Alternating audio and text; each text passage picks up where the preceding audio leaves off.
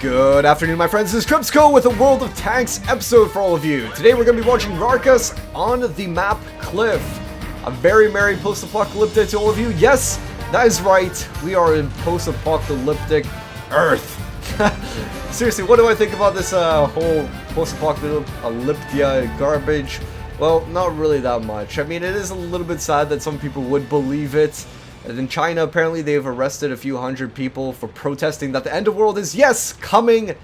Apparently part of some cult called the Almighty God or something like that. I don't know. But anyway, how many times have we gone through this sort of apocalyptic scene and nothing has happened? How many more times are we going to go through it again? But hey-oh, everyone to each to their own, right? So today we're going to be looking at this match, and to give you a bit of a gist of who this player is, this is the guy's stats in front of your screen. As you can tell, he is globally ranked on the North American server at 123. Very nicely done. He's got 56% win ratio and also surprisingly a 72% hit ratio. That means 72% of the time he gets his target. Man, that is absolutely crazy in my opinion. I don't know, like, of course you're trying to hit your target, but I'm pretty sure I don't have something that high, and the majority of people don't. But 72%, that's great enough with me. Well done to you, sir. We're gonna see this guy exhibiting his skills and his marksmanship in this match. You guys are gonna enjoy this. Also, before we actually get started on the proper commentary, I want to say a very Merry Christmas to all of you as Christmas approaches. As part of this channel and the festive period, I'm going to be giving away a lot of goodies. So in fact, every single episode of World of Tanks and my other game company of heroes, I'm going to be giving out codes for games, for, I don't know, gold and stuff like that. It really depends. So make sure you're one of these first people to watch these episodes, because it is going to come on a first term basis. In fact, we're going to be starting off with this episode. I'm going to be giving away a month of free premium to anyone on the North American server by using this code right in front of your screen right now. So if you go type that 1 month code into, or that code into the North American server, you'll be able to get 1 month of premium. That is, if you were the first to claim it. Anyway, okay? So that's what I was saying, first come, first serve. I'm sorry, but I think this is the most efficient way to do it. But of course, if you want to find out more stuff, then look forward to future episodes, subscribe, whatever. Just make sure you get the thing in your activity feed, videos being posted. But anyway, I'm not trying to sell you stuff. Let's watch this actual replay. So already taking out one enemy here, the T-54 doing a very, very good job. It's a very, very powerful tank. In fact, it's tier 9. And it looks a lot like the Type 59, doesn't it? Look at this thing. And indeed, in fact, it actually plays a lot like the Type 59. Yeah, it's almost like a base stormer. As you can tell, it's sloped armor on the front and also, well, on its turret, and also its hull armor is, again, like the Type 59. But, of course, it's a dead cockroach, as people like to describe it, as soon as its tracks are detracked. So that's the worst enemy for one of these sort of vehicles like Type 59 and T-54. Just being detracked when you're got such a good frontal armor, but your sides are so weak, then hey-ho, not a good idea to get yourself detracked. Try to make yourself not expose your tracks to your opponent. Of course, if they actually realize that they need to detrack you. A lot of times people won't actually care. It'll probably be just a luck shot in the dark, right?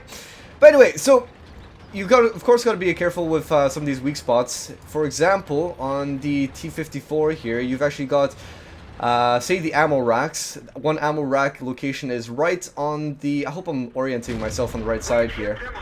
He's just shooting at the Jag Tiger over there.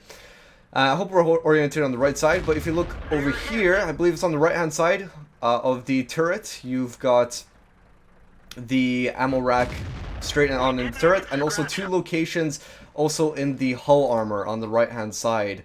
So if you try to penetrate the T-54 from that side, you could possibly get an ammo rack shot. Just depends if you can actually penetrate him. Most likely not in the turret, but in the hull. Why not? Also, his fuel tanks are located just basically on that same side. So it seems like if you shoot the T-54 from that from the right hand side of it, you're probably more than likely to penetrate one of these things, either the ammo rack or the fuel tanks. Fuel tanks is just in front of the ammo rack and also slightly behind it as well. So easy stuff to set this guy on fire or blow him up entirely if you get to shoot him from the side. If Of course. Base Stormer. He's going to be putting his front armor to the front, of course. So already taking out another few vehicles here. 3 kills in total. His team is down 2 kills. So not looking too well for this gentleman, Rarkas, and his group to try and win this. But what the heck are the E-75 and Tiger doing? They're paying attention to the T-34. I guess they just want to get some easy kill on him because they know if they can penetrate his hull armor, then hey-ho, no problem. But turret, of course, absolutely impenetrable, just far too thick and sloped and curved. So that was the Tiger trying to go in for the kill, but not actually finishing him off. T-34 is gone because it has such a massive long time to reload. Not an absolute massive long time. I mean, it's not in respect of like the tier 10s, but it's still a long time. Now this is easy games for the T-54 here. This just looks almost exactly like the Type 59, doesn't it? You know, circling around your opponent, using your speed to your advantage, being agile, maneuverable, and just getting around there and playing cat and mouse, pinning the tail on the donkey. And that is that gentleman gone. So 4 kills in total now for Rarkas as he makes his way down towards the left-hand side of Cliff, where he gets a good vantage point if he goes on top of this hill over here. He can actually look down at his opponents, the T-34 and also the IS-6 down there.